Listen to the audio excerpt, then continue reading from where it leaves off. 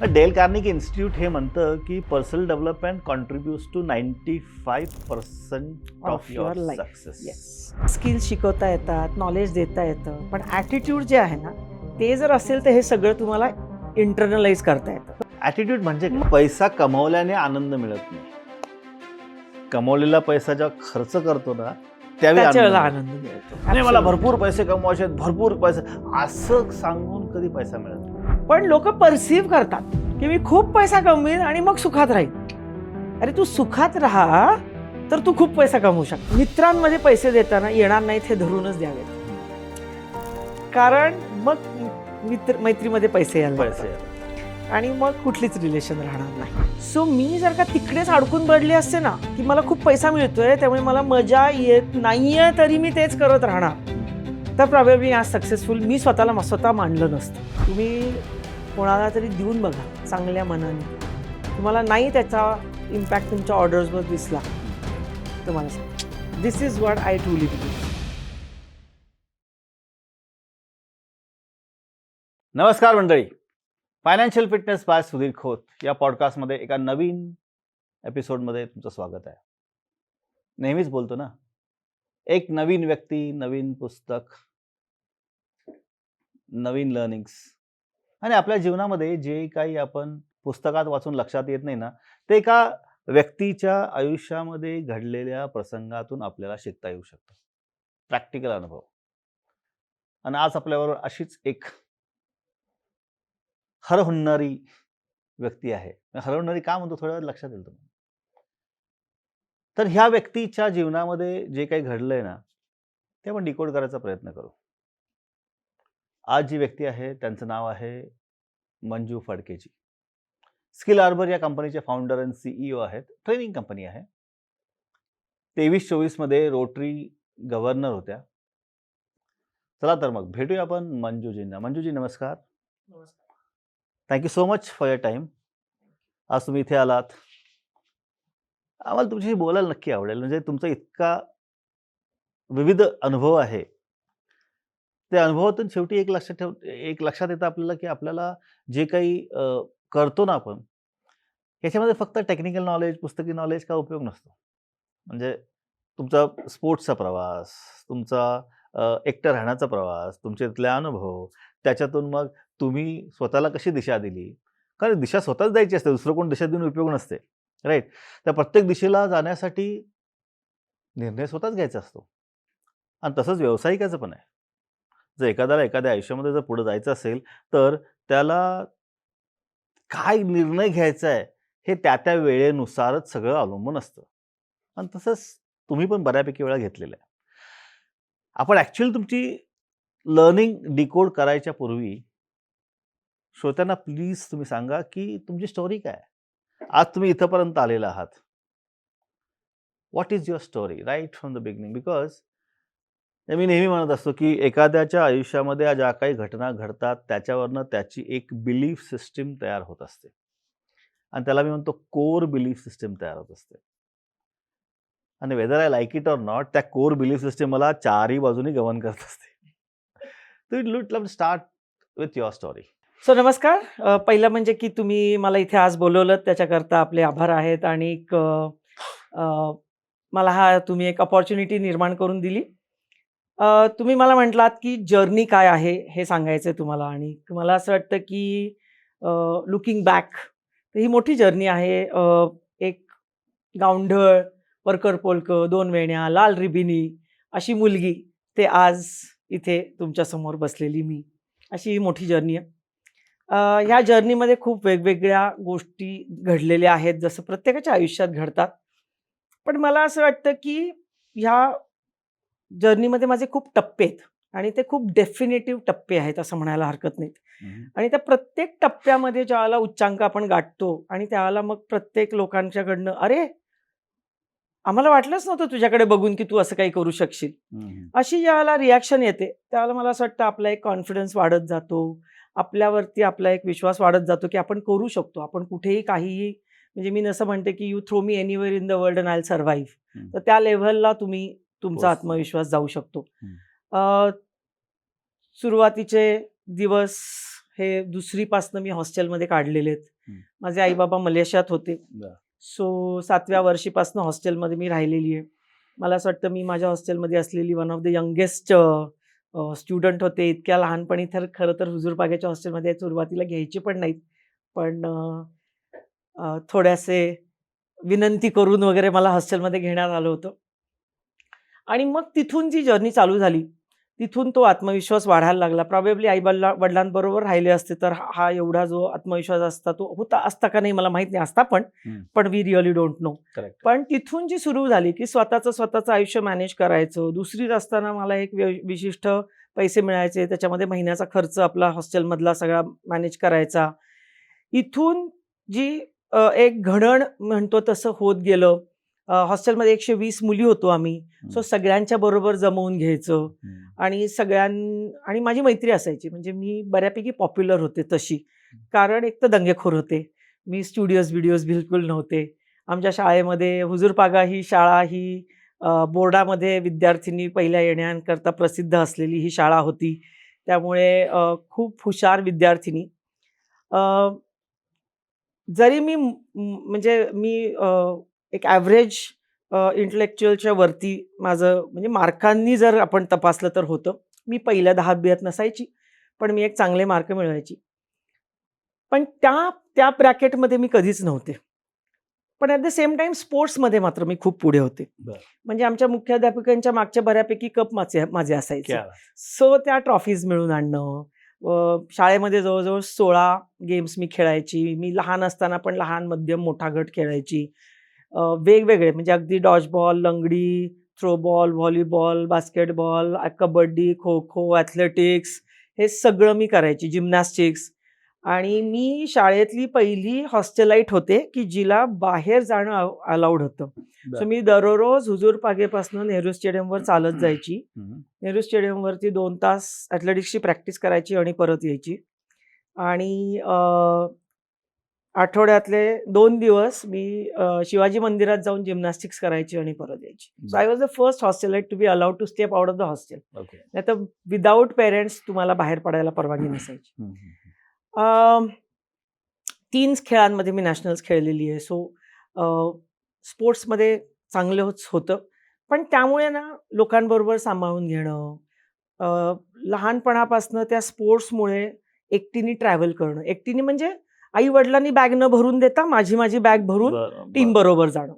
त्या पद्धतीने एकटीने सगळं तुमचं ट्रॅव्हल मॅनेज करणं, सगळ्यांच्या बरोबर राहणं आणि परत घरी आल्यानंतर परत समोर आई-बाबा नाहीतच.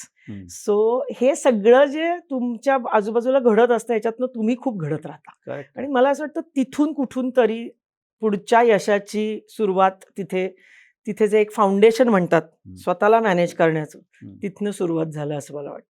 Very nice. आता हे जे काही तुम्ही मला सांगितलं ना, याचा तुमच्या आयुष्यामध्ये स्पेसिफिकली व्यवसायामध्ये कारण शेवटी आपण म्हणतो की एका व्यावसायिकाला त्याचं फुलेस्ट फायनान्शियल पोटेन्शियल कसं अचीव्ह करायचं हा आपला या पॉडकास्टचा उद्देश आहे. मग आता जे बाजारामध्ये व्यवसायामध्ये अनेक लोक आहेत ते फक्त पैसा कमावण्यासाठी किंवा काहीतरी करण्यासाठी येतात. पण तुम्हाला हा जो अनुभव लहानपणापासून आता तो अगदी घट्ट आहे ना तुमच्याबरोबर, त्याचा आणि व्यवसायामध्ये याला तुम्हाला फायदा कसा झाला? सो मी म्हटलं तसं की मी आजही स्वतःला पीपल्स पर्सन म्हणते. माझी पटकीने कोणाशी मैत्री होऊ शकते. मी एअरपोर्टवर भेटलेल्या माणसाशी असं गप्पा मारू शकते की जो जणू काही माझा जन्मजन्मीचा मित्र किंवा मैत्रीण आहे. आणि हाच फायदा मला असं वाटतं माझ्या व्यवसायात झाला की जे माझ्याबरोबर काम करणारी लोकं होती, माझे बॉस असेल, माझ्या बरोबर काम करणारी लोकं असतील किंवा इव्हन माझ्या ऑफिसमध्ये असलेली माझी प्यून, तिचे आणि माझे रिलेशनशिप खूप घट्ट होते. आणि ह्या रिलेशनशिप बिल्डिंगच्या ह्याच्यामुळे तुम्ही तुमचे कस्टमर्स असो, तुमचे कलिग्स असो, तुम्ही इतके पॉप्युलर होता तसं. आणि so you are wanted everywhere basically. आणि रडत बसण्याचा स्वभाव माझा नाहीये. You will never see me cribbing, you will always see me smiling. So naturally लोकांना असं वाटतं की अरे हा मंजू आली की छान वाटतं आजूबाजूला. सो परत मी म्हणेन की देवाची एक देणगी असू शकते ती. पण त्यामुळे पटकीनी नातं जोडणं आणि त्या नात्याकरता मग लागणारं सगळं त्याच्यात ओतणं, ही जी एक बेसिक स्पोर्ट्सनी शिकवलेली, की कुठल्याही स्पोर्ट्सशी एक नातं जुळल्यानंतर त्याच्याकरता लागणारं म्हणजे कितीही कंटाळा आला तरी 5:30ला शाळा सुटल्यानंतर चालत नेहरू स्टेडियमवर जायचं. तिथे 2 तास प्रॅक्टिस करायची, परत यायचं. आमच्या शाळेमध्ये 6:00-6:30ला जेवणं सगळ्यांची संपलेली असायची. सगळ्या मुली झोपायला गेलेल्या असायच्या. मी पोहोचायचीच हॉस्टेलला 8:30-9ला.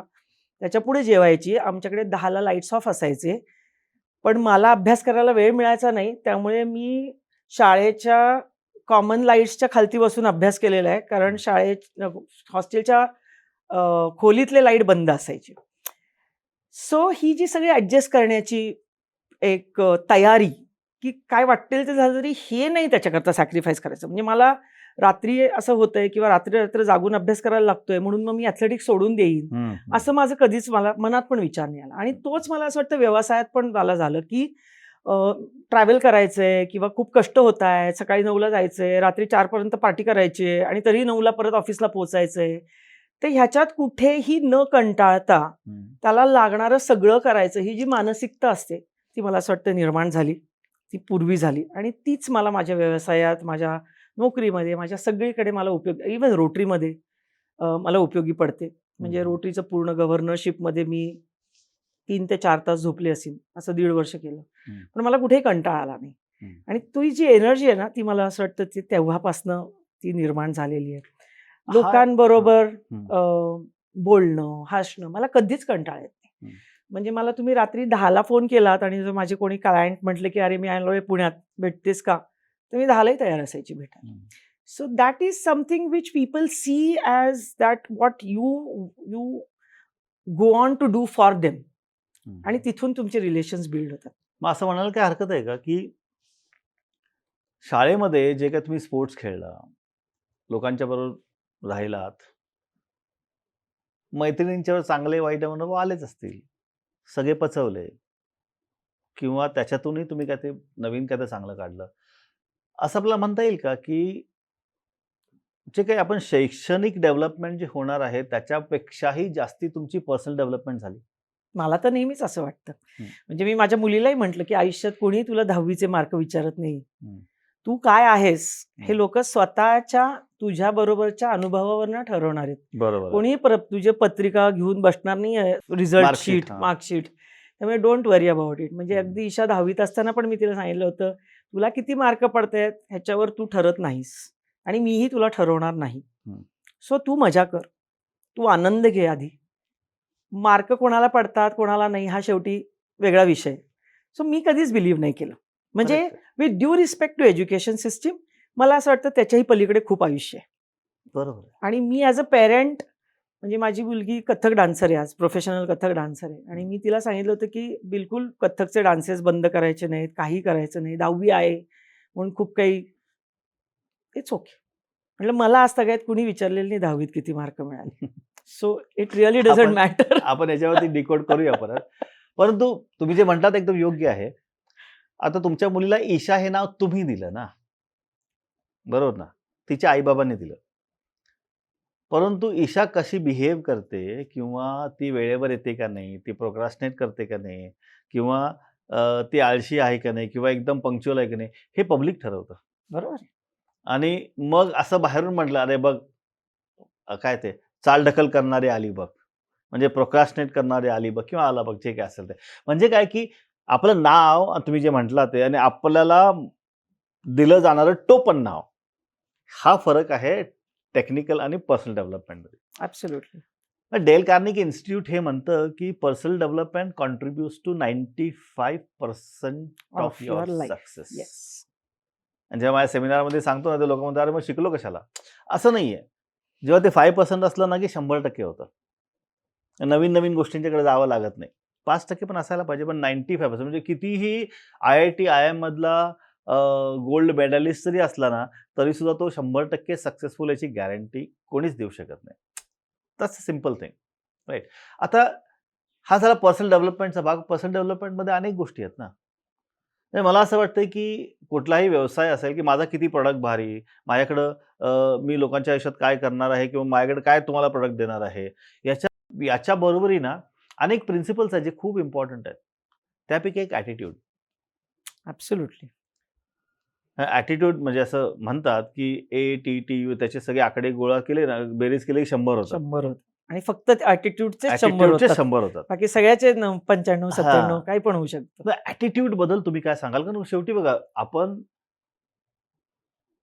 एका व्यावसायिकाला त्याच्या जीवनामध्ये त्याचं फुल्लेस्ट फायनान्शियल पोटेन्शियल अचीव्ह कसं करायचं, याच्याबद्दल जर आपल्याला सांगायचं असेल, तर ॲटिट्यूडचा रोल काय आहे? मला असं वाटतं स्किल्स शिकवता येतात, नॉलेज देता येतं. पण ॲटिट्यूड जे आहे ना, ते जर असेल तर हे सगळं तुम्हाला इंटरनलाइज करता येतं. तर ॲटिट्यूड म्हणजे काय? ॲटिट्यूडच नसेल, ॲटिट्यूड म्हणजे काय? म्हणजे वॉन्टिंग टू डू समथिंग हं. किंवा तुम्हाला आतनं काय वाटतंय. ॲटिट्यूड आणि बिहेवियर असं म्हटलं जर का, तर बिहेवियर हे तुम्ही जे लोकांना दाखवताय ते. हं. हां, तर तुम्हाला आज असं वाटत असेल, की ह्या समोरच्याच्या 2 कानाखाली द्याव्यात, पण तुम्ही देत नाहीत. ते तुमचं बिहेवियर झालं. हं. हां. सो बिहेवियर तुम्ही कंट्रोल करू शकता. पण तुम्हाला आतनं काय वाटतंय हे हे तुम्ही स्वतःला you cannot fool yourself about that. So मला असं वाटतं, की ॲटिट्यूड हे जर का तुम्ही अलाइन केलंत आणि जर तुम्ही ते एक म्हणजे पॉझिटिव्ह ॲटिट्यूड हा खूप क्लिशे शब्द जरी असला, नाही, तो तरी खूप तो ओव्हररेटेड खूप वर्ड आहे तो. तो तरी पण सुद्धा म्हणजे तो क्लिशे आहे, ओव्हररेटेड आहे.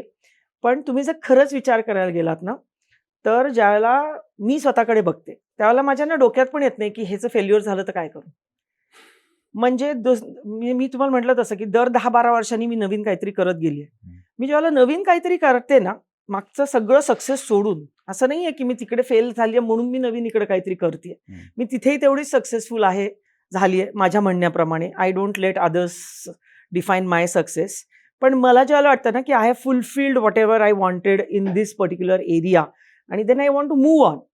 तर मला कधीच डोक्यात विचार येत नाही, की मी फेल होईन का? हं.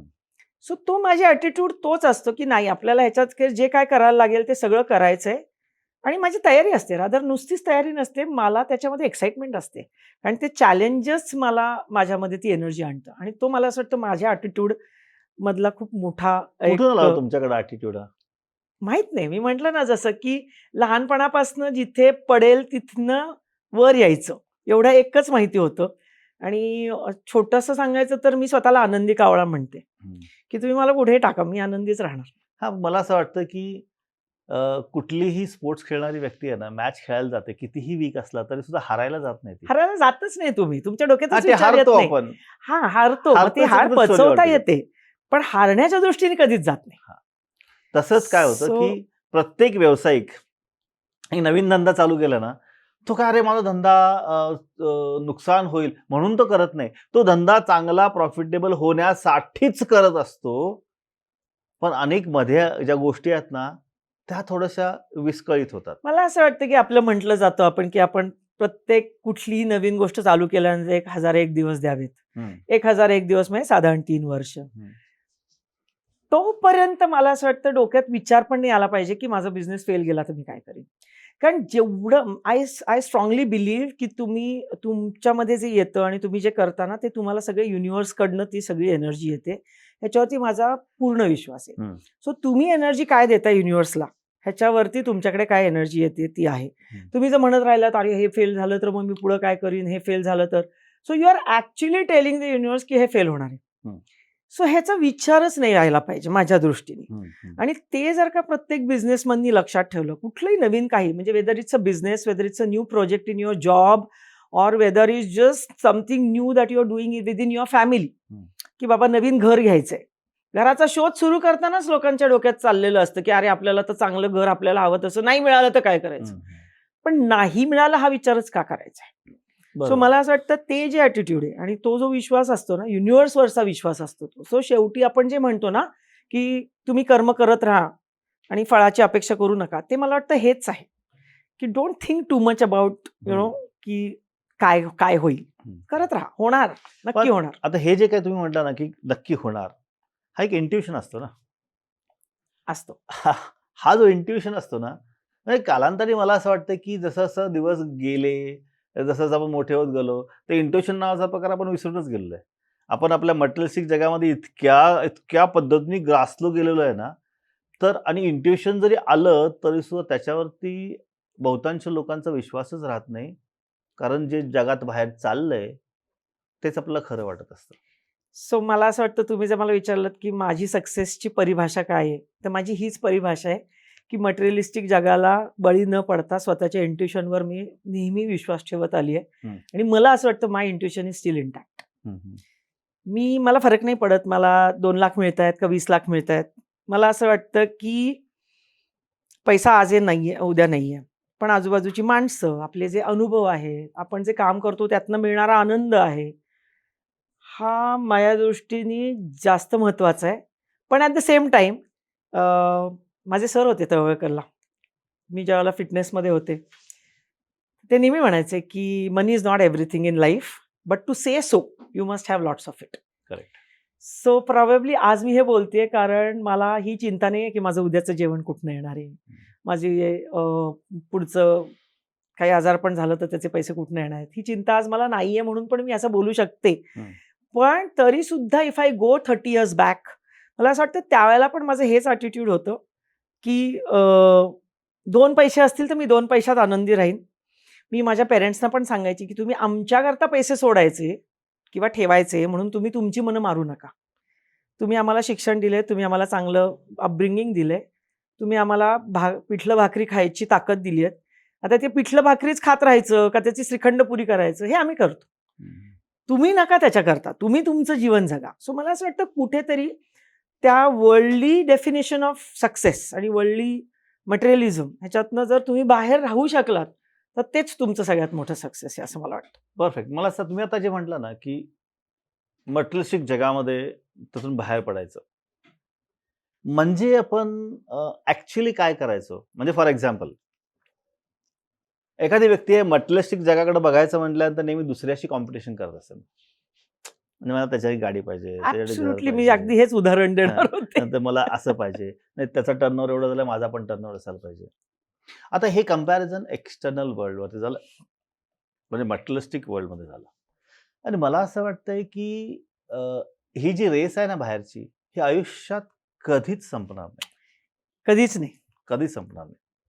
मग मला आता जे माझ्याकडे पैसे आहेत, मी पिठलं भाकरी खायचं का श्रीखंडपुरी खायचं हे जर मी ठरवलं म्हणजे आपण काय करतो ऍक्च्युली स्वतःशी मला वाटतं स्वतःची कॉम्पिटिशन व्हायला Right. पाहिजे.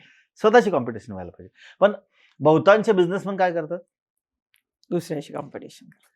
आणि मग काय होतं की असं जेव्हा होतं ना ते आपली कधीच प्रगती होत नाही. म्हणजे तुम्ही आत्ता गाडीचं उदाहरण दिलं आणि मला नेहमी असं वाटतं की गाडीचं काम आहे पॉईंट ए पासून बी पर्यंत घेऊन जाणं.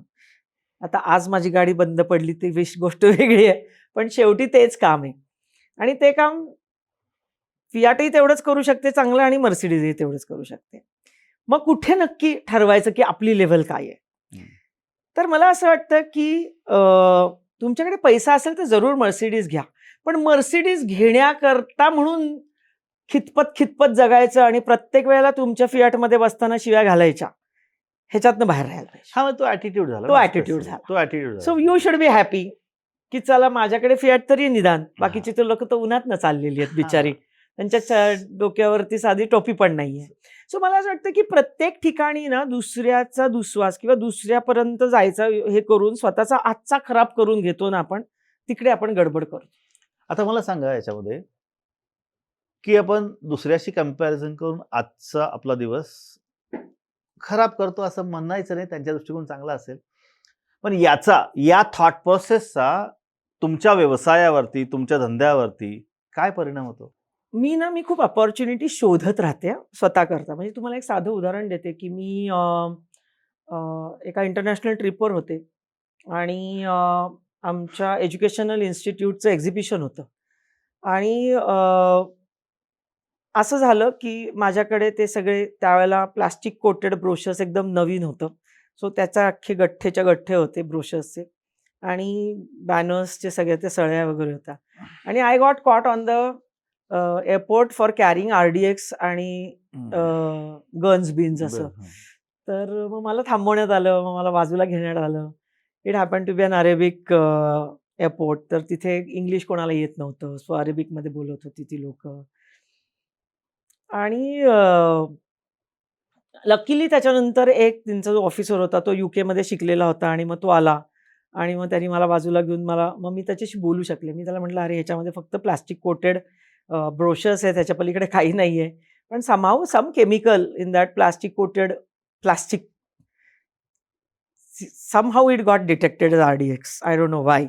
पण RDX अगदी नाही, पण काहीतरी some harmful chemical. Let us put it that way." So मी त्यांना म्हटलं, मग त्यांनी उघडून बघितलं आणि झालं. मग सगळे त्यांचं पण शंका निरसन झालं आणि मग मी गप्पा मारत होते. मी त्यांना म्हटलं, की "अरे, तुम्ही इथे इंटरनॅशनल एअरपोर्ट आहे. तुमचे सगळे ऑफिसर्स इथे जे आहेत, त्यांना इंग्लिश येत नाही. असं कसं होऊ शकतं?" सो ते म्हटले, "अहो, आम्ही खूप प्रयत्न केला शिकवायचा." म्हटलं, "मग तुम्ही आम्हाला पाठवा, तुम्ही आमच्या इंदिराला पाठवा. आम्ही शिकवतो त्यांना." तर त्यांनी ॲक्चुअली पाठवली लोकं. सो तुमचं सेल्स कुठनं येईल काही तुम्हाला सांगता येत नाही. आणि मला असं वाटतं हे आणि मग त्यांच्याबरोबरची झालेली मैत्री आणि मग सगळ्या त्या देशांमधनं झालेली मैत्री. कारण आता प्रत्येक देशामध्ये कोण ना कोणतरी स्टुडंट्स आहेत तुमचे. बिकॉज सो मटेरियलिस्टिकपेक्षा मला असं वाटतं हा ठेवा जास्त महत्त्वाचा आहे. आणि हे तुम्हाला जर तुमच्या डोक्यात असेल तर तुम्ही ह्याची मजा घेऊ शकता. तुम्ही जर त्या मटेरियलिस्टिक ह्याच्यामध्येच जर अडकून पडलात परत, तर तुम्ही ही जी ॲक्च्युअल मजा आहे ती विसरून जाऊ शकता. हां, म्हणजे टू बी व्हेरी प्रिसाइज, तुम्ही जे आता उदाहरण सांगितलं ना, हे तुमचं माइंड खूप प्युअर होतं म्हणून झालं. पण हेच जर मगाशी मी प्रश्न विचारला, की नाही मी कंपॅरिझनमध्ये जगत राहिलो, तर तिथं गेल्यानंतर सुद्धा मी माझं व्यवस्थित जे पोटेन्शियल आहे त्याबद्दल मी विचारच करू शकणार नाही, कारण माझं नेहमी मन कंपॅरिझनमध्ये असतं. करेक्ट. ॲक्च्युअली आपल्याला फुल काय करायचं आहे, की कुठलाही व्यावसायिक म्हणजे आता जर सोलोप्रेन्योर ऐकत असतील किंवा जर तुम्ही स्वतः केटरिंगचा व्यवसाय असेल किंवा कुठलाही एक छोटा व्यवसाय जर असेल ना, तर आपण आज कोण आहोत आणि कुठं जायचं हे तुम्हालाच ठरवायचं आहे. का दुसरा कोणी तुमच्या वतीने काम नाही करणार. असं म्हणतात ना, की तूच आहेस तुझ्या जीवनाचा शिल्पकार. आता म्हणजे काय? हे डिकोड करणं फार कठीण आहे. परंतु आपल्याला तो जो पार्ट आहे, त्या पार्टसाठी स्वतःशीच बोलून स्वतःबरोबरच काम करणं खूप महत्त्वाचं आहे. राइट? सो मी आज काय आहे? माझ्यात आज काय I will not say weakness किंवा लॅकुना, पण मी कुठे अजून जास्त इम्प्रूव्ह करू शकतोय आणि त्याच्यावर तुम्ही किती काम करताय. सो आपण नेहमी म्हणतो, म्हणजे तुम्ही जसं म्हणताय, की बाहेर बघण्यापेक्षा आत बघा. सो मी काय जास्त चांगलं करू शकते? म्हणजे तुम्ही बघा मगाशी एक प्रोक्रॅस्टिनेशनचं उदाहरण दिलं. मी माझं स्वतःचं उदाहरण देते, की मी होते प्रोक्रॅस्टिनेशनमध्ये. मग काय करायला पाहिजे त्याच्याकरता? So I started writing my diary. मग रोज मी त्या डायरीमध्ये लिहून ठेवायची, की ही कामं करायची आहेत.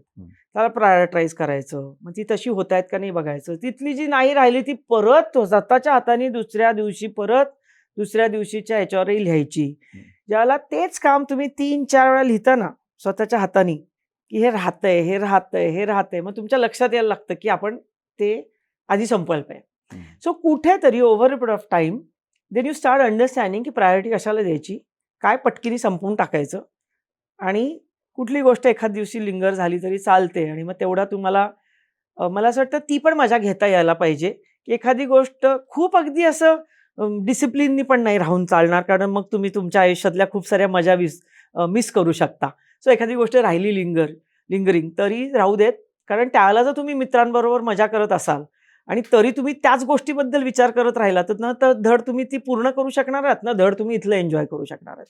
पण हे कळलं पाहिजे, हा कॉन्शियसनेस निर्माण झाला पाहिजे, की मी कुठल्या गोष्टी माझ्या आज संपल्याच पाहिजेत, कुठल्या मी पुढे जाऊ शकतो. आणि हे ज्यावेळेला तुम्हाला होतं ना, त्यावेळेला आपोआप तुमचं प्रोक्रॅस्टिनेशन कमी होत जातं. सो स्वतःवर काम करणं हे फार महत्त्वाचं आहे माझ्या दृष्टीने. आणि कॉन्शियसली काम करणं, कॉन्शियसली ओळखून, की मी आज समजा मला असं वाटत असेल, की मी खूप सक्सेसफुल नाहीये, तर मी का नाहीये? किंवा दुसरा आहे असं वाटत असेल, तर तो का आहे? त्याचा फक्त सक्सेस दिसतो. त्याच्या मागची त्याची जी काही सगळी तपश्चर्या असते ती प्रोबॅबली आपल्याला दिसत नाही. सो त्याचा विचार करण्याची ताकद आपल्यामध्ये निर्माण करणं हे मला असं वाटतं जास्त महत्त्वाचं आहे. सो त्याच्या सक्सेसला कंपेअर करण्यापेक्षा त्याच्या स्ट्रेंथ्स काय आहेत ह्या ओळखून त्या तुमच्यात कशा येतील हे बघितलं तर तुमचा सक्सेसही येऊ शकतो. मी इथे एक छोटीशी गोष्ट ऍड करू इच्छितो, की आपण टू डू लिस्ट करतो. म्हणजे हे करायचंय, हां. ते करायचंय, याचं करायचंय, मला करायचंय, कंपॅरिझन करतो, पॉइंट्स करतो. परंतु मला असं वाटतं, की प्रत्येक व्यावसायिकाने ना हे केल्यानंतर माझ्या आयुष्यात काय घडणार आहे, याचं जर व्हिज्युअलायझेशन केलं ना, तर आत्ता जे काम करायचं आहे ते कधी प्रोक्रॅस्टिनेट होणार नाही. होत नाही. कारण हा, मग त्यातनं तुमचा बेनिफिट तुम्हाला दिसायला लागतो हा करेक्ट. आणि मग then you want to do it. Yes, want to do it. मग ते वॉन्टिंग टू डू इट आणि देन डुईंग इट ह्याच्यामध्ये नुसतंच ते काम कम्प्लीट होत नाही. मला असं वाटतं त्यात आनंद जास्त मिळतो, आणि ताकद भरपूर लागते. ताकद भरपूर आपोआपच लागते. बघा किती छान पॉइंट मांडला आता, की जर एखाद्या व्यावसायिकाला काय हवं आहे हे जर त्याला कळलं आणि जर त्याच्या दिशेने मी काय केल्यानंतर काय मिळणार आहे ह्याचं त्याला व्हिज्युअलायझेशन झालं ना, तर काम करणं खूप सोपं आहे. खूप मागे लागावं लागत नाही स्वतःला, स्वतःच्या पण आणि दुसऱ्यांनी कोणी आपल्या पण. कारण मला हे कळतं की मी हे केल्यानंतर मला हे मिळणार आहे. पण एका व्यावसायिकाच्या जीवनामध्ये ना प्रॉब्लेम काय आहे, की त्या व्यक्तीला हे माहितीच नसतं, की मी हे केल्यानंतर मला काय मिळणार आहे. नाही, मला धंद्यात पैसा कमवायचा आहे, हे एवढं मला माहिती आहे. अरे पैसा कमवण्यासाठी पहिल्यांदा तुम्हाला प्लॅन करावा लागेल ना. व्हिज्युअलायझेशन. नक्की मी कुठं चाललोय? काय करायचंय मला? याच्याबद्दल तुमचं काय म्हणणं आहे? सो मी नेहमी सांगते की रिक्षात बसल्यानंतर खरं तर ती रिक्षाची राईड एक 20 मिनिटांची असते, पण त्याच्यात पण आपण त्या रिक्षावाल्याला परफेक्ट सांगतो की मला ह्या ॲड्रेसला घेऊन जा. सो त्या 20 मिनिटाच्या जर्नीमध्ये पण तुम्हाला एक्झॅक्टली माहिती असतं तुम्हाला काय करायचं आहे. पण कित्येक लोकांना स्वतःच्या लाईफ जर्नीमध्ये माहितीच नसतं आपल्याला कुठे जायचं आणि मग तुम्ही भरकटू शकता. सो ह्याच्याकरता करणं सगळ्यात महत्त्वाचं असं आहे की स्वतः रोज विचार करणं, सगळं थांबून आपण थांबतच नाही होत आज. आणि हे सगळं मोबाईल आणि हे सगळ्यात ना आपल्याला थांबायलाच वेळ मिळत नाही. म्हणजे लोक 2 मिनिटं बसली तरी 4 रील्स बघतात. पूर्वी आपण किती एकटं बसायचो आणि किती स्वतःशी विचार करायचो. त्यावेळेला बाकी बाहेरनं काही प्रत्येक वेळेला इम्पेटस आपल्याला लागायचंच असं नव्हतं आणि ते कुठेतरी आज हरवलेलं आहे. सो थांबून स्वतःबद्दल विचार करून जर आपण म्हणजे आपण हे जर ठरवलं की मला कुठे जायचंय, तुम्ही म्हणताय तसं की तिथे का जायचंय? म्हणजे पैसा कमवायचा आहे. हे एक ब्लँक आणि ब्लाइंड स्टेटमेंट तुम्हाला ड्राईव्ह नाही करू शकत. पण तो कमवून मला पुढे काय करायचंय? माझ्या फॅमिली करता मला काय करायचंय? ह्याचे कुठेतरी त्याला प्रेमाचे त्याच्यात ओलावा असणारे पण गोल्स तुम्हाला लागतात. पैसा कमवणं हा खूप ड्राय गोल आहे माझ्या दृष्टीने आणि no dry thing can ever really make you work for it. कुठेतरी त्याच्यामध्ये ओलावा आला पाहिजे. तर मग त्या तुमच्या पैसा कमवण्याच्या ह्याला एक ड्रायव्हिंग फोर्स जो म्हणतो आपण तो मिळू शकतो. आणि तुम्ही म्हणताय तसं की त्यातनं पुढे मला काय होणार आहे? सो कुठेतरी ह्याच्याकरता विचार करणं फार गरजेचं आहे. थांबायला पाहिजे. थांबून, स्थिरावून विचार करणं. कारण तुम्ही नुसतंच चालत राहिलायत. नुसतंच चालत राहिलायत. कुणालाच वेळ नाही आत्ता थांबायला. आणि मग कुठल्या दिशेने चालतोय वगैरे कशाचाही विचार न करता चालत राहिलेले आहेत आपण. सो थांबा. मला असं वाटतं स्टॉप, थिंक. म्हणून आता मला असं वाटतं मेडिटेशन आणि हा जो सगळा प्रकार आहे ना, थोडीशी आपल्याला या सगळ्या मटेरियलिस्टिक याच्याबरोबर स्पिरिच्युअलिटीची झालर जर आपण देऊ शकलो आपल्या आयुष्याला, थोडासा थांबून विचार करणं. नका बघू टीव्ही सारखा, नका बघू फोनमध्ये सारखं. स्वतःच्या आत बघायला शिका. तर तुम्हाला हे सगळं सापडणार आहे. It's not that it's not there. It is definitely there. कारण ते तुमच्या आत आहे म्हणूनच तुम्हाला पैसा कमवू असं वाटतोय. फक्त ते बाहेर काढण्याची गरज आहे.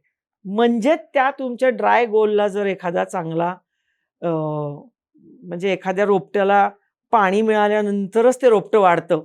तसा हा जर ओलावा त्याला मिळाला तर तो तुमचा गोल.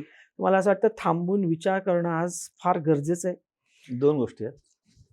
मला तर असं वाटतंय, पैसा कमवल्याने आनंद मिळत नाही. कमवलेला पैसा जेव्हा खर्च करतो ना, त्यावेळी त्याच्यावेळेला आनंद मिळतो. आनंद मिळतो. पण तो आनंद, तो खर्च कशावरती करतोय हे जर डिफाईन्ड असेल ना, तर त्याच्यासाठी पैसा नक्की मिळेल. Purpose of money. करेक्ट. नाही, मला भरपूर पैसे कमवायचे आहेत, भरपूर पैसे, असं सांगून कधी पैसा मिळत नाही. मग तो परत ड्रायच गोल होतो ना. मग ड्राय त्याला काही होतच नाही. म्हणजे त्याच्यातनं काही होणारच नाही. उद्दिष्टच नसतं ना. नुसतं तुम्ही बी पेरताय. मानसिक मनाच्या आतलं एक तुम्ही फक्त बी पेरताय ना, त्याला तुम्ही पाणी घालताय ना काहीच करताय.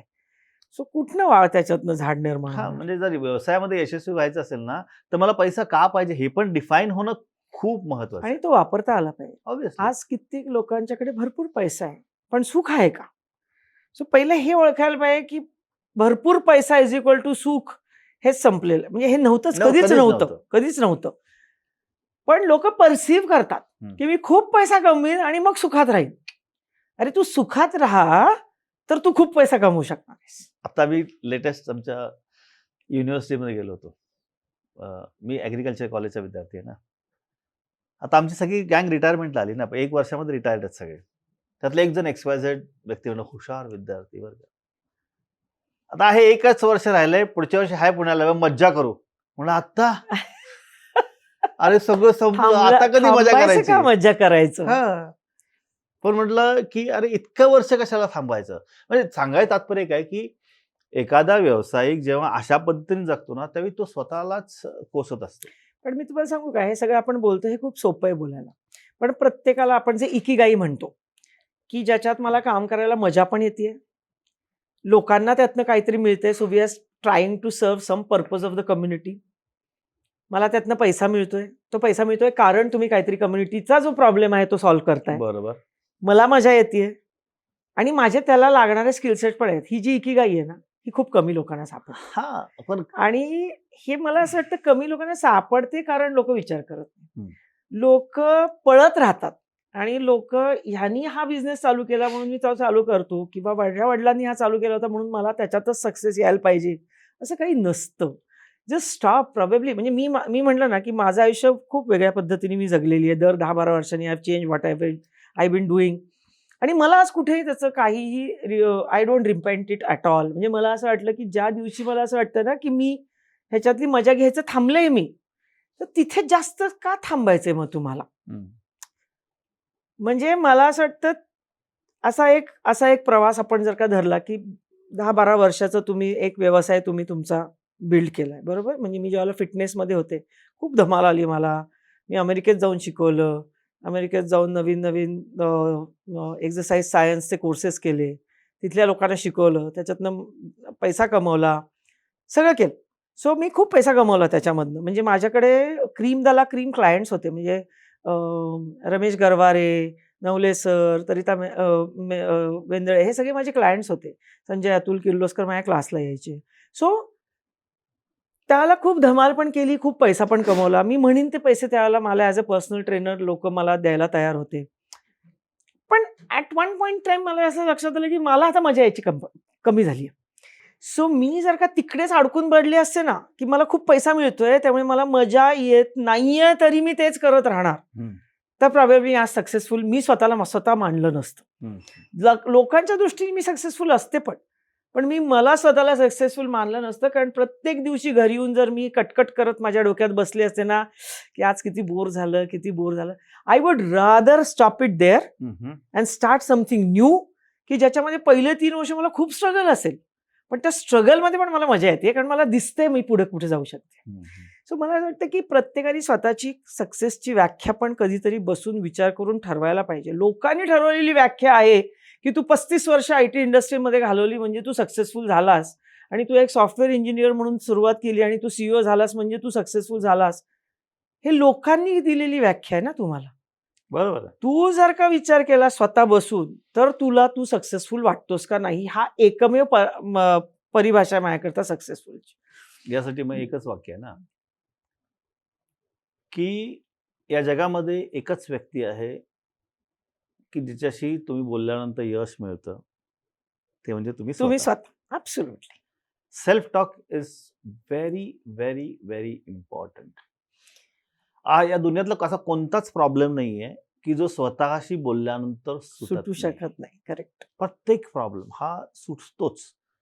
पण बघा ना, व्यावसायिक काय करतो? जेव्हा मी स्पेसिफिकली आपण एक व्यावसायिक म्हणा कुणालाही ज्याला सक्सेस पाहिजे, तो काय करतो नेहमी? आता प्रॉब्लेम आला किंवा प्रॉब्लेम येणार आहे. माहिती आहे 2 महिन्यानंतर एक्सवाय प्रॅक्टिकल मटेरियलिस्टिक गोष्ट बोलू आपण, की मला 2 महिन्यानंतर मला एक पेमेंट करायचं आहे, ते ₹5,00,000. Let's take an example. आज माझ्याकडे पैसे नाही आहेत. माझ्याकडे 2 महिने आहेत. आता 2 महिन्यामध्ये मी जर मला 5,00,000 द्यायचे आहेत, 5,00,000 द्यायचे आहेत, 5,00,000 द्यायचे आहेत, माझ्याकडे ऑर्डर नाहीये, हा विचार करत बसलो, तर तो माझा प्रॉब्लेम सुटणार नाहीये. तो प्रॉब्लेम तिथे आहेच, तो जाणार नाही, अजिबात जाणार नाही, कारण तो तिथेच थांबलेला आहे. आपण त्याच्याकडे जवळ-जवळ चाललेलो आहे. या प्रवासामध्ये तो प्रॉब्लेम सोडवण्यासाठी सोल्युशन ड्रिव्हन विचार करायला पाहिजे की प्रॉब्लेमवरती क्रिबिंग करायला पाहिजे? सोल्युशन ड्रिव्हन विचार सोल्युशनवर. कारण प्रॉब्लेम तुम्ही विचार कराल तेवढा तो मोठा होत जातो. Absolute. सुटत कधीच नाही. सुटत कधीच नाही. कारण तुम्हाला 2 महिन्यानंतर 5 लाख द्यायचे, ह्याचं जेवढं टेन्शन असतं ते 2 दिवसांनी द्यायचे. हे कितीतरी हो. सो तुम्ही जेवढे त्याच्या जवळ जाल जेवढा तुम्ही विचार कराल तेवढा तो मोठा होत जाणार आहे. ऍब्सोल्युटली. सो तुमच्याकडे थोडासा विचार करून म्हणजे की बाबा मला ऑर्डर नाही आहेत. सो मला जर ऑर्डर नाही आहेत, माझे कॅश फ्लोचे प्रॉब्लेम्स चाललेत, तर can there be any other fallback system? Family असू शकते, मित्र असू शकतात, काही आपल्याकडे थोडं CC वाढवून घेणं ओर ह्या सगळ्या गोष्टींचा विचार करणं फार महत्त्वाचं आहे. आणि मी सांगते मी माझ्या ज्या बॉसबरोबर काम केलेलं आहे, आय हॅव सीन हर. तिलाही असेच आणि तिचे 2-5 लाखाचे प्रॉब्लेम नसायचे, तिला 1.5-2 कोटीचे प्रॉब्लेम असायचे, राईट. ती सरळ उचलायची सगळं सोनं बँकेत नेऊन टाकायची, त्याच्यावरती लोन घ्यायची आणि तिला तो कॉन्फिडन्स असायचा की हे लोन मी फेडून परत माझे सगळे दागिने मी घरी आणीन. आणि हे मी तिला अनेक वेळा करताना बघितले आणि कधीच तिला झिजकताना बघितलेलं नाही. म्हणजे ती जे रिस्क टेकिंग कपॅसिटी असते ना कुठल्याही गोष्टीची, तर ती कपॅसिटी कुठनं निर्माण होते? तर तुमच्यावरचा, अगेन मी परत आत्मविश्वासावर येईन की तुमच्यावरच्या असलेल्या आत्मविश्वासावरतीच तुमची रिस्क टेकिंग कपॅसिटी असते. तुम्ही जर असं म्हणत लागला ना की मी आत्ता दागिने दिले, आता मला 2 महिन्यांनी जर नाहीच मिळाले परत तर मी काय करणार? तर मग गेलात तुम्ही. सो तो जो एक स्टॉपगॅप अरेंजमेंट म्हणून जी आहे, ती स्टॉपगॅप अरेंजमेंटच राहिली पाहिजे, ह्याचा आत्मविश्वास तुमच्यावर पाहिजे. कारण तुम्हाला ते 2 महिन्यांनी द्यायचंय, पण 4 महिन्यांनी मला काहीतरी मी माझ्या स्वतःच्या बळावरती करू शकीन आणि ह्या प्रॉब्लेममधनं बाहेर पडू शकीन, हा जर आत्मविश्वास नसेल ना, तर तुम्हाला तो 2 महिने नाही दिसत. मग तुम्हाला तो 2 वर्ष दिसतो आणि मग तिकडे अडकता तुम्ही. करेक्ट. म्हणून त्याच्यामध्ये plan A, plan B, plan C स्वतःच्या डोक्यामध्ये असणं, असे सगळे उद्योग होणार आहेत. आणि म्हणून मला असं वाटतं की तुमचं आयुष्यामध्ये जे फ्रेंड सर्कल असतं, तसंच तुमच्या बिझनेसमध्ये पण फ्रेंड सर्कल असलं पाहिजे. तुमची प्रतिमा तुम्ही जी बाजारामध्ये तयार कराल त्याच्यावरती खूप साऱ्या गोष्टी अवलंबून राहणार आहेत की अशा परिस्थितीमध्ये तुम्हाला मदत कुठनं मिळणार आहे. If you establish your self as a trustworthy आणि अतिशय एथिकल बिझनेस पर्सन, तर 5 लाख ही फार मोठी गोष्ट राहत नाही. पण जर तुम्ही स्वतःला असं एस्टॅब्लिश नाही केलं, लोकांच्या बरोबर जुगाड करून बिझनेस करत असाल, ह्याला हे कर ते कर, ह्याला काहीतरी मोठ्या मोठ्या बाता सांग, आणि तुम्हाला सगळं कळत असतं आतमधनं, तुम्हाला स्वतःला कधीच फुल बनवू शकत नाही, तुम्हाला सगळं कळत असतं आपण काय बाता मारतो. अशी जर प्रतिमा तुम्ही निर्माण केलीत ना, तर तुम्हाला 5,000 पण मिळणार नाहीत मार्केटमधनं. करेक्ट. म्हणून माणसं घाबरतात. म्हणून माणसं घाबरतात.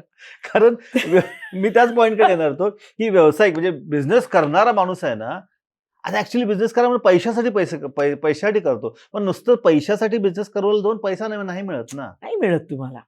तुम्ही एखाद्याच्या जीवनामध्ये व्हॅल्यू क्रिएट केली तरच तुमच्या जीवनामध्ये पैसा मिळतो. करेक्ट. बरोबर ना. आता मगाशी आपण काय म्हटलं की ठीक आहे, तर मला 5 लाख पाहिजेत, माझ्याकडे कॉन्फिडन्स आहे की मी आता जरी कर्ज काढलं तर मी परत फेडू शकेल. करेक्ट. आता याच्यावर एक दुसऱ्या पॉइंटला जन्म होतो, म्हणजे त्याला म्हणतो आपण अबंडन्स. म्हणजे आता माझ्याकडे 5 लाख द्यायचे आहेत, 5 लाख द्यायचे आहेत, 5 लाख, म्हणजे मी स्कॅरसिटी झोनमध्ये आहे. मग प्रत्येक व्यावसायिक, जर तुम्ही ऐकत असाल ना, तर अशा टाईपचे प्रॉब्लेम्स प्रत्येक वेळी वेळोवेळी प्रत्येक व्यावसायिकाच्या जीवनात येतच असतात. आणि फक्त व्यावसायिक नाही, प्रत्येक व्यक्तीच्या जीवनामध्ये जो काम करतो ना, त्याच्या जीवनामध्ये हे प्रॉब्लेम येत असतात. आता प्रॉब्लेम काय की एखाद्याने तुमच्याकडे पैसे मागितले, आता मला पैसे लागत होते मगाशी, आता कोणी तुमच्याकडे पैसे मागितले, आता तुम्ही विचार कसा करता? सो मी परत सांगते की मी जे तुम्हाला मगाशी म्हटलं की मी मटेरियलिस्टिक मधनं बाहेर पडून इंट्युशनवरती आजही माझं इंट्युशन शाबूत ठेवले, त्याच्यावरती मी जाईन. मला माहिती आहे कसं असतं ना, मला माहिती आहे की हा माणूस ट्रस्टवर्दी आहे, बरोबर. हे माहिती मला फक्त माझ्या इंट्युशनवर होणार आहे. मी जर मटेरियलिस्टिक जगातनं त्याच्याकडे बघितलं ना, तर आज समोरचा माणूस जेव्हा माझ्याकडे 5 लाख मागायला येतो ना, तो माझ्या दृष्टीने खोकला असतो, जर मटेरियलिस्टिक विषयावरती विचार केला तर. म्हणजे मग मला सारखी शंका येत राहणार की ह्याच्यात ताकद आहे का नाही मला माझे पैसे परत द्यायची. बरोबर. पण मी इंट्युशननी गेले. म्हणजे कसं, तर इंट्युशन कुठनं येतं शेवटी? आज माझे आणि त्याचे रिलेशनशिप काय आहेत? आज भले त्याच्याकडे पैसे नसतील, पण हा माणूस इतका पक्का आहे, की ह्यानी उद्या मला 5,00,000 नाही दिले, तरी ह्याची आणि माझी रिलेशनशिपमध्ये जर फरक नाही पडू शकणार, तर मी त्याला देईन. हं. हा माझा विचार करण्याचा एक वे आहे. आणि मित्रांमध्ये पैसे देताना येणार नाहीत हे धरूनच द्यावेत. हं. कारण मग मैत्रीमध्ये पैसे यायला पैसे लागतात यायला लागतात. आणि मग कुठलीच रिलेशन राहणार नाही. पण मला असं एक व्यावसायिकाच्या दृष्टिकोन जर खरोखर व्यवसाय नेक्स्ट लेव्हलला जर न्यायचा असेल, बिझनेस आपलं लाईफ भारी करायचं असेल, तर मेजॉरिटली काय आहे, की अबंडन्समध्ये जगणं खूप महत्वाचं आहे. पाहिजेच. आता माझ्या दृष्टिकोनातून अबंडन्स म्हणजे काय, की सपोज कुणी माझ्याकडे जर 20,000 मागितले, 50,000, 1,00,000 मागितले. आता माझ्याकडे किती पैसे आहेत याच्यापेक्षा मी जर असा विचार केला, की ठीक आहे मी याला पैसे दिले ना, तर माझ्याकडे ताकद आहे अजून पैसे कमवायचे. मगाशी तुमच्या त्या मैत्रिणीचं बॉसचं उदाहरण बघितलं आपण. But she is living in abundance zone. ठीक आहे ना, माझ्याकडे आत्ता नाही आहेत, हे घेऊन टाक, माझं मी करून घे, माझ्याकडे येणार, माझ्याकडे स्किल सेट भरपूर आहे. ते व्यावसायिकाला हे अबंडन्स झोनमध्ये राहणं खूप महत्त्वाचं आहे. नाहीतर व्यावसायिक काय करतात, 95% of the people stay in that scarcity zone. असं अजून मला असं नेहमी वाटतं बरं का, की आपल्यावरती ज्यावेळेला प्रॉब्लेम येतो ना, त्याला आपल्याला माहिती असतं, की हा कॅश फ्लोचा प्रॉब्लेम आहे आणि हा माझ्या नेटवर्कचा प्रॉब्लेम नाहीये. हां, you have to be able to define between a cash flow problem आणि अ नेटवर्क प्रॉब्लेम. बरोबर? हा जर कॅश फ्लोचा प्रॉब्लेम असेल, तर मी जर त्या कॅश फ्लो प्रॉब्लेममध्ये असेल, तर मला माहिती असतं कॅश फ्लो प्रॉब्लेम आहे. बरोबर? पण जर समोरचा कॅश फ्लो प्रॉब्लेममध्ये असेल, तर आपण नेहमी त्याला काय याचे पैशाचे प्रॉब्लेम आहेत, काय आहे? आपण दुसऱ्यांना नेहमी ना, आपल्याकरता वेगळी यार्डस्टिक आपण लावतो आणि आपण दुसऱ्याकरता वेगळी यार्डस्टिक लावतो. आणि तिथे कुठेतरी आपण गफलत करतो लोकांना अ, जज करण्यामध्ये. हं. म्हणजे जज म्हणजे मला जज नाही करायचंय लोकांना, पण आपल्याला जो डिसिजन घ्यायचा आहे, तो डिसिजन घेण्यामध्ये मला असं वाटतं सगळ्या यार्डस्टिक सेम पाहिजेत. म्हणजे आज मी पण बिझनेसमन आहे, तुम्ही पण बिझनेसमन आहात. आज मला पण कॅश फ्लो प्रॉब्लेम येऊ शकतो. म्हणून मी आज 5,000 जर तुझ्याकडे मागितले, तर माझी प्रतिमा नाही डागाळली गेली पाहिजे.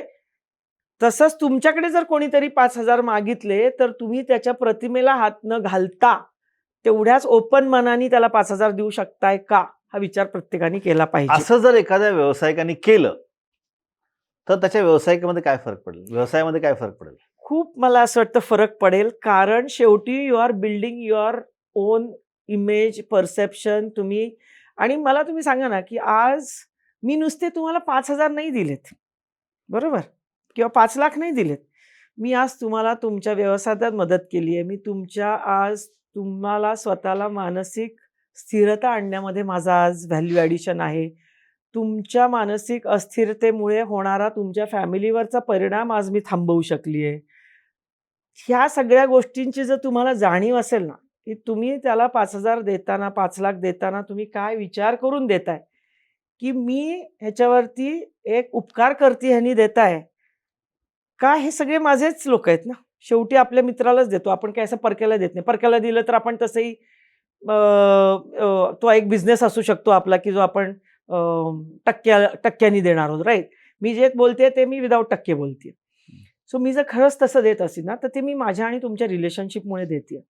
आणि I should be happy that I have been able to make a difference in all your lives, not only in your business, but your entire life as such. आणि तो जर तुम्ही ठेवलात ना, म्हणून मी म्हटलं, की ते परत नाही आले तरी वाईट नाही वाटलं पाहिजे, because then that is what you have done to that family, असं मला वाटतं. परफेक्ट आहे. पण याच्यामुळं तुम्ही जर दुसऱ्याला पैसे दिले, हा विचार छान आहे. मग तुमच्या धंद्यामध्ये कसा फरक पडेल? I just want to understand that. See because people are also looking at you. हं. तुम्ही ज्यावेळेला असा विचार करता ना, त्यावेळेला लोक पण तुमच्याबद्दल विचार करत असतात. सो इन अ वे तुम्ही तुमचं पण एक इमेज बिल्ड करत असता. तुम्ही 10 लोकांना पैसे दिले समजा, दोघांनी नाही परत दिले, तर तुम्ही ज्याला म्हणता ना, की तुम्ही अबंडन्समध्ये आहात, तर तुम्हाला खरं तर काही फरक नाही पडत. पण त्या 2 व्यक्तींबद्दल जर तुम्ही वाईट विचार करायला लागला, तर यू हॅव फेल्युअर. सो तुम्ही ज्यावेळेला असं वागता ना, त्यावेळेला लोकं पण तुम्हाला ऑब्झर्व्ह करत असतात. आणि त्याच्यातनंच ॲक्चुअली तुमच्याकडचा अबिंडन्स वाढत जातो असं मला स्पेसिफिकली वाटतं. परफेक्ट. म्हणजे काय होतं, की मी जर एखाद्याला मदत केली, एखाद्याकडे मी गेलो, त्याच्या जीवनामध्ये काय फरक पडेल त्याला माहिती आहे. त्याच ते मला नाही माहिती. पण मी ही केल्यामुळं माझी थॉट प्रोसेस इम्प्रूव्ह होईल.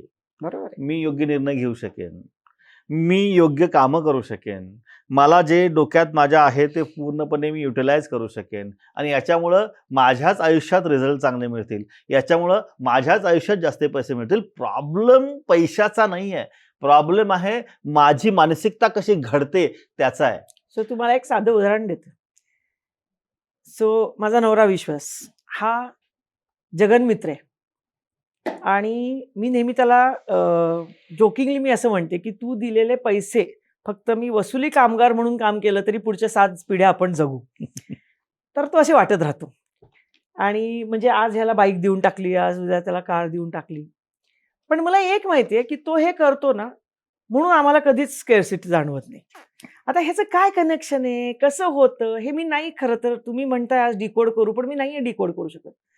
हे कुठेतरी याचा हिशोब असतो. म्हणजे तुम्हाला साधी गोष्ट सांगते, आमचा कुल्फीवाला होता एक.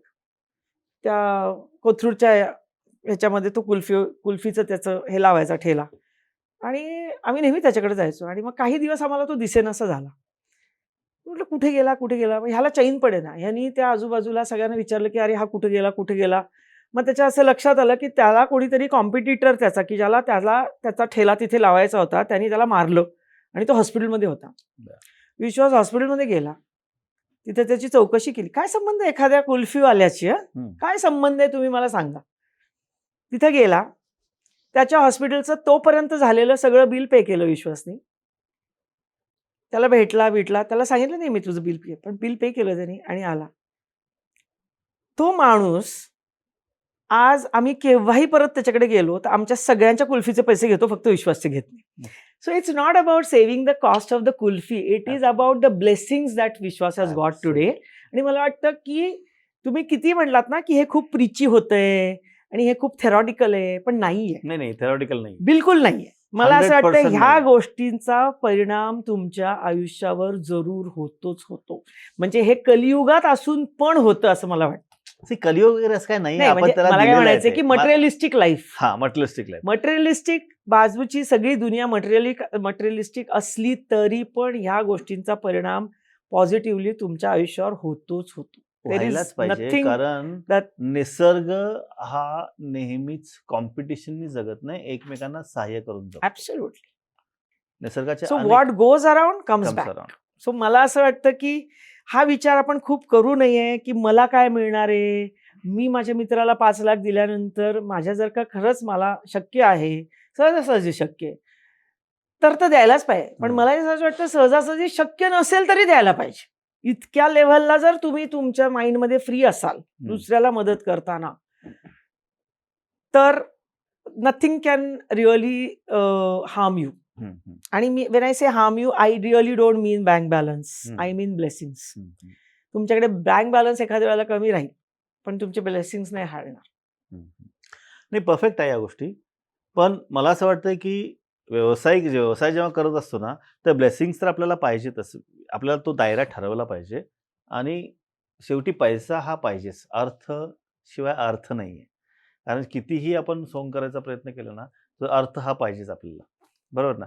पण एखादा व्यावसायिक आपण जेव्हा म्हणतो ना, आपलं हे सारखं का म्हणतो? कारण आपल्याला एखाद्या व्यक्तीच्या जीवनामध्ये त्याला त्याचं फुल्लेस्ट फायनान्शियल पोटेन्शियल अचीव्ह करण्यासाठी या सगळ्या गोष्टी महत्त्वाच्या आहेत. जसं टेक्निकल एज्युकेशन, तो कोणत्या कंपनीत काम करतो, Appleमध्ये करतो का Googleमध्ये करतो, याचा काडीचाही संबंध नाही. पगार किती याचा काडीचाही संबंध नाहीये.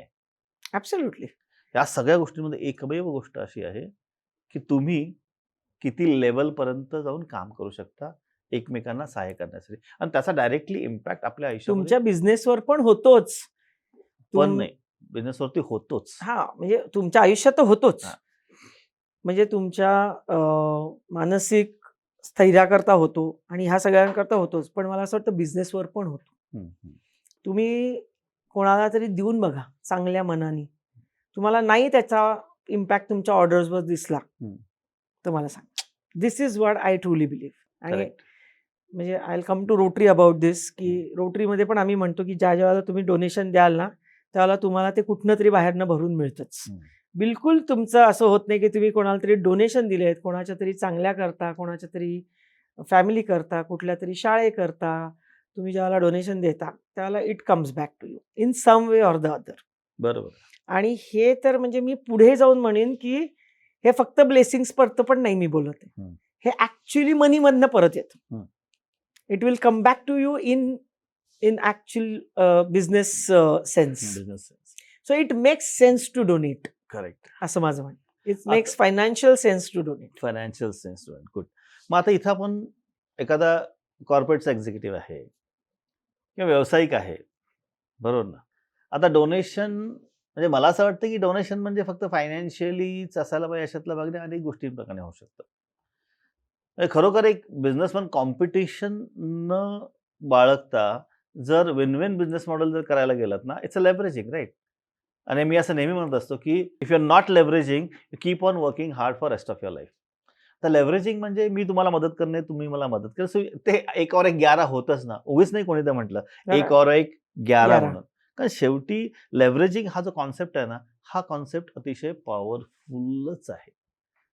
आता बघा ना, मगापासून आपण एवढ्या सगळ्या गोष्टी डिकोड करत गेलो, बोललो.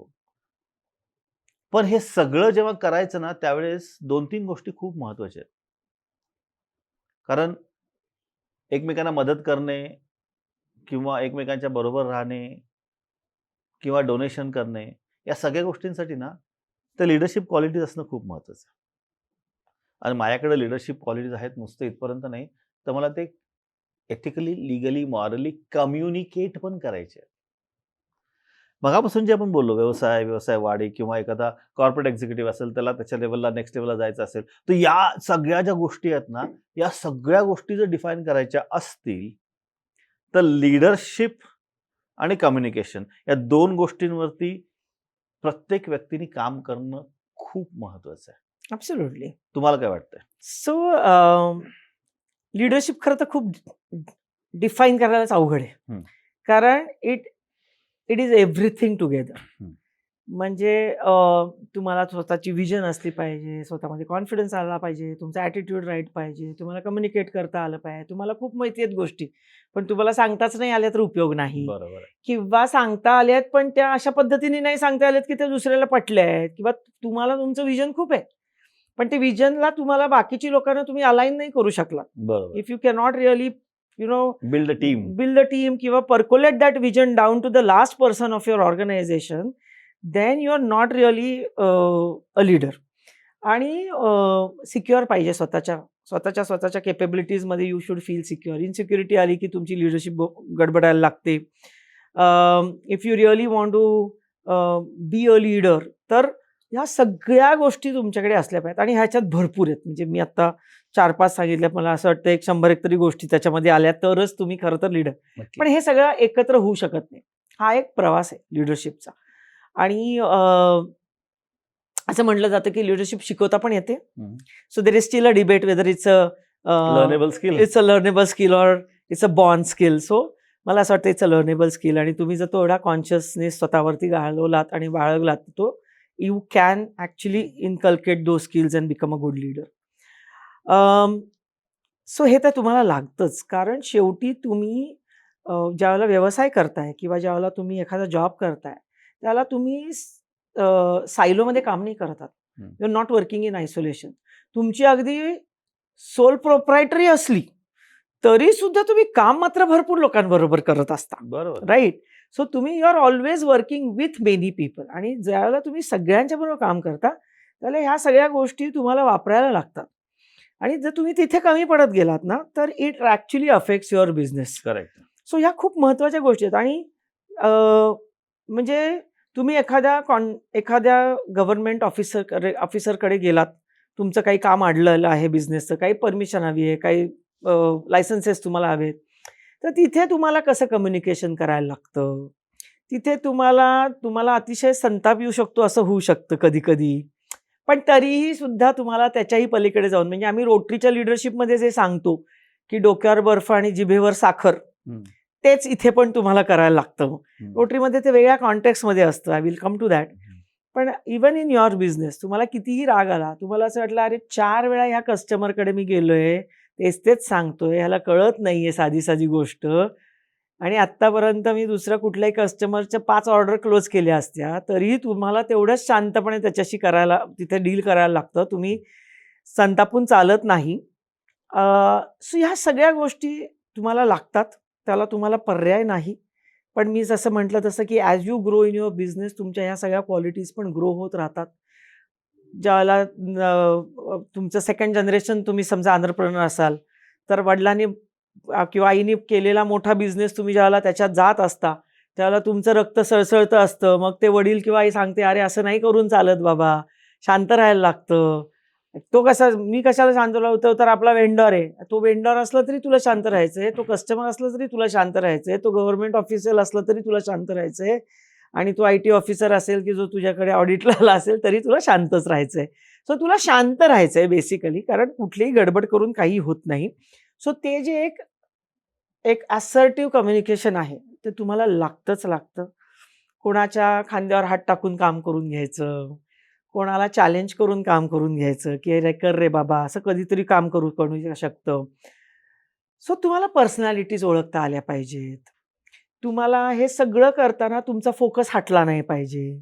तुमचं विजन तुमच्यासमोर कंटिन्युअस असलं पाहिजे. तुमच्या विजनपर्यंत पोहोचण्याकरता तुम्ही आज काय तुमचा बिझनेस आहे. तुमचा बिझनेस आहे 5 लाखाचा आणि तुम्ही म्हणणार की मला तो पुढच्या 4 महिन्यात 50 कोटीला न्यायचा आहे. तर whether your vision is doable, relatable, हे सगळं आपण जे सगळं म्हणत राहतो कंटिन्युअस, ह्या खूपशा अशा आपल्याला नेहमी ज्यावेळेला आपण गोल सेटिंग म्हणतो, स्मार्ट गोल्स म्हणतो, विजन टू ॲक्शन प्लॅन म्हणतो, ह्या खूप गोष्टी खरं तर थेरॉटिकल वाटू शकतात. पण तुम्ही जर सगळं बघितलंत ना, तर प्रत्येकजण ह्याच्यातनं जातच असतो. करेक्ट आहे. प्रत्येकजण जात असतो ह्याच्यातनं. तुम्ही एकदम. रिॲडजस्टमेंट ऑफ युअर गोल्स हे सगळं करत असता, आणि मला असं वाटतं हे जेवढ्या लवकर तुम्ही हे सगळं आत्मसात कराल, तेवढा चांगला लीडर तुम्ही बनत जाता. बरं. आणि लोकांना बरोबर घेऊन जायची कलाला तुम्हाला पर्याय नाही. लोकांना बरोबर ठेवणं. तुम्ही 4 गोष्टी बाकीच्या नाही आल्या तुम्हाला, तरी चालेल, कारण तुम्ही जी बरोबर ठेवलेली लोकं आहेत, ती त्या 4 गोष्टी करू शकतात. सो तुम्ही जर म्हणलात ना, की सगळ्या गोष्टी मला येतायत, मला लोकांची गरज नाही, तर you are on your down side. So लोकांच्या बरोबर काम करणं, हा माझ्या दृष्टीने सगळ्यात लिडरशिपची मोठी क्वालिटी आहे. ग्रेट. आणि कम्युनिकेशन जर त्याच्या जोडीने असेल, तर मला असं वाटतं तो बोनस ठरतो. कारण then you can really convince your people to be with you. कुठेतरी काही कॉन्फ्लिक्ट झाले तर you can become a good negotiator. आणि मग तुमची जी प्रतिमा लोकांसमोर निर्माण होते ना, की यार माझा बॉस असला खल्लास आहे ना, की काही प्रॉब्लेम झाला ना, त्याच्याकडे जा, प्रॉब्लेम सुटतो. If that is something that you can create for yourself, I think you are set. मग let it be any business, let it be any job, let it be your family, let it be your friend circle, let it be Rotary, let it be social service, anything. आणि रोटरीतली परत leadership अजूनच वेगळी असते, कारण तिकडे तुम्ही higher and fire नाही करू शकत. इथे तुम्हाला नाही आवडला माणूस उद्यापासून येऊ नको. रोटरीमध्ये हे होऊ शकत नाही. त्यामुळे तिथे आणखीनच जास्त बर्फ डोक्यावर आणि तेवढीच जास्त साखर जिभेवर ठेवायला लागते. कारण सगळेच जण, आणि प्रत्येक वेळेला, म्हणजे आता मी जसं गव्हर्नर झाले, तर मला माहिती पाहिजे की मी गव्हर्नर झाले याचा अर्थ असा नाही आहे की सगळ्यात इंटलेक्च्युअल मी आहे, सगळ्यात श्रीमंत मी आहे, सगळ्यात रिसोर्सफुल मी आहे, सगळ्यात बेस्ट मी आहे, असं नसतं. रोटरीमध्ये माझ्यापेक्षा कितीतरी चांगली लोक जास्त आहेत, पण आज मी त्या पोस्टवर आहे. सो मला त्या लोकांना बरोबर घेऊन जायचंय. सो नॉर्मली बिझनेसमध्ये याच्यामध्ये तुम्ही जर ती इन्सिक्युरिटी काढलीत, म्हणजे आय ऑलवेज फील की engineers especially should appoint engineers who are more brainy than them. Absolutely. आणि त्याच्यातही तुम्ही जर इन्सिक्युअर न फील होता राहू शकलात, तर there is no looking back for you. आणि people feel scared to appoint people who are more intellectual than you, आणि तिकडे गडबड करतो आपण. म्हणून म्हणतात ना, की आपल्या व्यवसायामध्ये आपण सगळ्यात डंब माणूस असलं पाहिजे. ॲब्सोल्युटली. आणि तुम्ही जर हे सगळे हुशार लोक तुमच्या आजूबाजूने ठेवून पण तुम्ही बॉस राहू शकलात, तर तुमच्यासारखा ग्रेट लीडर नाही, असं मला वाटतं. सो तुम्ही इन्सिक्युअर फील करून नाही चालणार. आणि हे मला असं वाटतं, मी रोटरीत खूप शिकले. सगळे माझ्यापेक्षा बेस्ट, सगळे माझ्यापेक्षा जास्त मोठे बिझनेसमन, आणि तरीही त्यांना एक आपल्याबद्दल वाटणारी रिस्पेक्ट, लव्ह, एक ट्रस्ट ही ज्याला तुम्ही क्रिएट करू शकता ना, त्याला मला असं वाटतं की म्हणून मी म्हटलं ना की माझी सक्सेसची व्याख्या मी स्वतः लिहिणार. I will not allow anybody to write it for me. Perfect. आणि ती मी लिहिलेली आहे आणि I am very happy with that. So if I want to live my life again, मला असं वाटतं मी हेच परत करेन. परफेक्ट. आता आपण खूप सारे पॉइंट्स डिकोड केले, आपण श्रोत्यांना सांगितले, बरोबर ना? आपण थोडंसं ते रिकॅप करू नंतर. जर व्यवसाय करायचा असेल, भरपूर पैसा कमवायचा असेल, लोकांच्या डोक्यात तीच डेफिनेशन असते ना, की माझ्याकडे एवढे पैसे आले की मी सक्सेसफुल.